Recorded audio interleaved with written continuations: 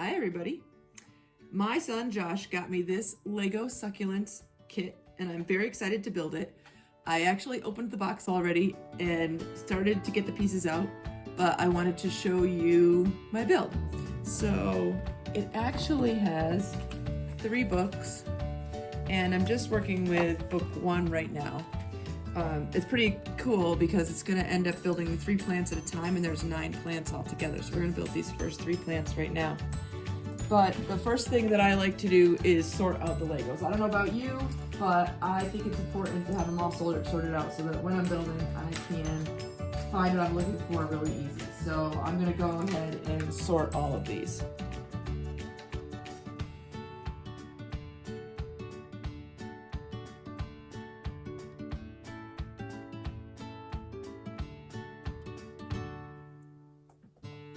So now that I have it sorted, I'm gonna head into book 1, and it looks like they've got some cool information about succulents.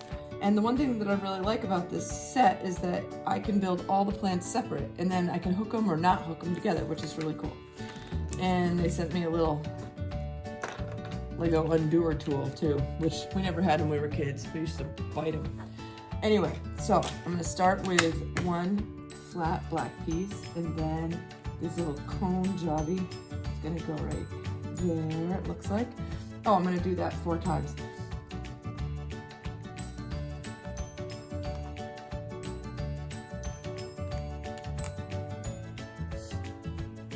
And then got some of these little slanty numbers. I wish I kind of knew the name for all of the Lego pieces, but I just kind of describe what they look like a little bit. One thing that I'm noticing in this kit is that they have repurposed a lot of other bricks, which is so cool to me. I really super love that. Now I am going to assemble these. I have to do this and add it on, and then put this like outside of the planter pot. So that's what's coming next.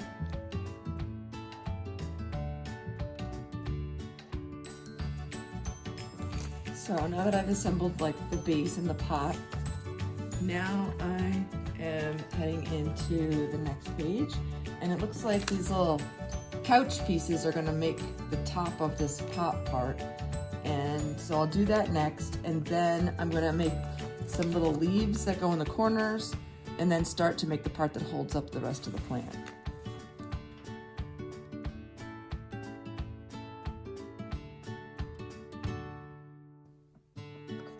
It's already looking so adorable.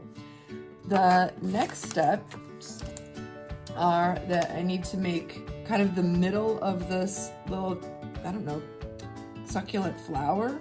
So I'm gonna make this little part in the stand, and then I'm gonna make sort of petals that go around it. That's what's happening next.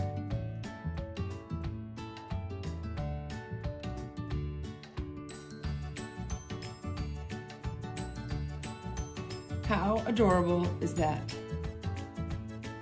Beautiful little succulent. These little petals can kind of move in and out, but I think I like them mostly up. And then they use these little connector pieces here, and I'm just gonna set that up to be ready to plug into the next plant when it's done. So that one's finished. So now we're moving on to the next plant, and that one's going to look like a little spiky succulent like this. So I'm going to start by creating the base again, and it looks like some of the same plan with the base of that pot that's happening. So that's what we're gonna do next.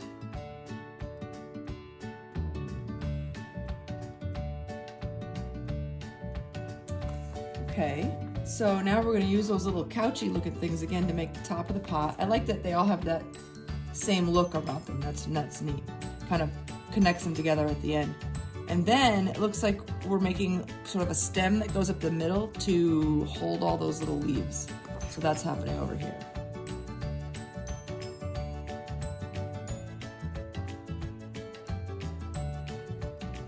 Now that I've made this first little stem part and finished the pot, it looks like I continue to make more stem and kind of stack it up on this little pole. And then there's even some that have like longer stems, so that's pretty neat. Let's check that out next.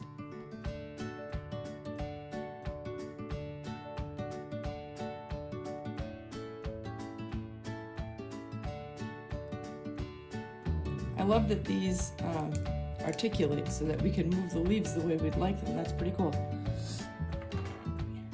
So we've built those.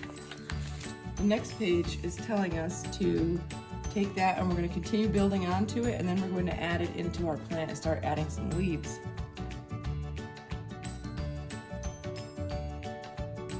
So now I have a one-leafed plant. Let's go on. Looks like we're going to start adding leaves into little, looks like minifigure hands, but they're not. And that will make a joint so that the leaves can all move, which is kind of cool because then you can kind of arrange them. All right, so.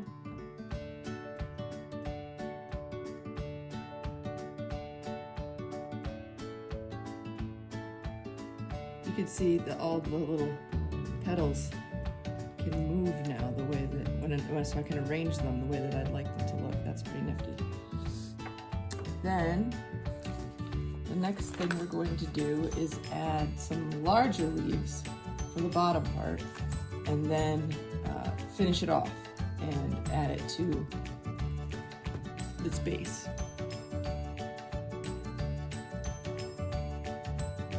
There's our finished little guy. We can arrange the leaves a little, but I think that once it's all in the whole finished piece, we'll know how we want the leaves to go. So I'm going to leave him right there. And the next thing is to start on the last succulent in this row, and it's this one here. So we're going to start with the base again in 2 gray pieces.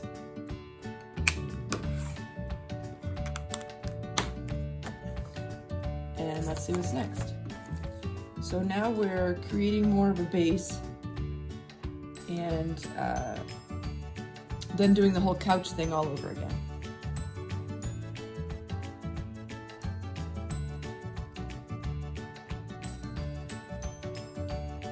Okay, so this one doesn't look very different than the others to begin with. The bases are all slightly different depending on what's going on, but next we're going to start build. Oh, this one has like a slanted base, so the plant will be tilted a little bit. That's interesting. And it looks like we're using these, they look like life rafts to me. That's always what I've thought they look like, but I'm sure that they're just hinges with lots of things. But they look like little life rafts, or those things you ride when you go on the water ride at the park. So let's do the next part.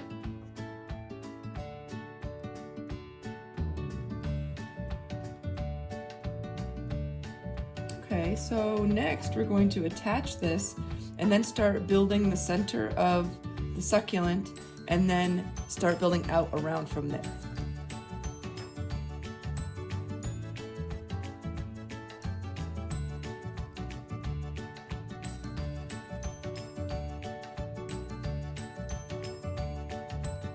How adorable is this?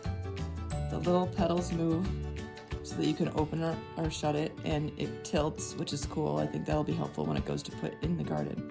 I think they're supposed to be mostly closed up around it like this. And did you notice that the middle is the top of an ice cream? What a cute way to reuse parts. I love it. Okay, what comes next? Now it looks like we're doing the outer layer of petals and then putting in one of these little red bars to attach it to the others.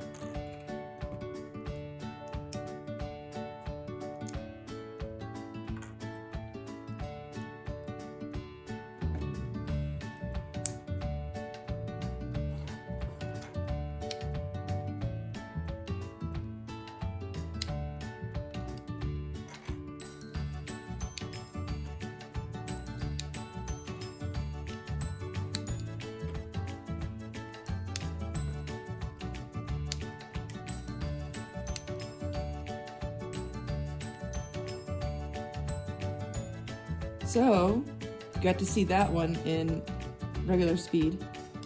Isn't that adorable? Chunky little.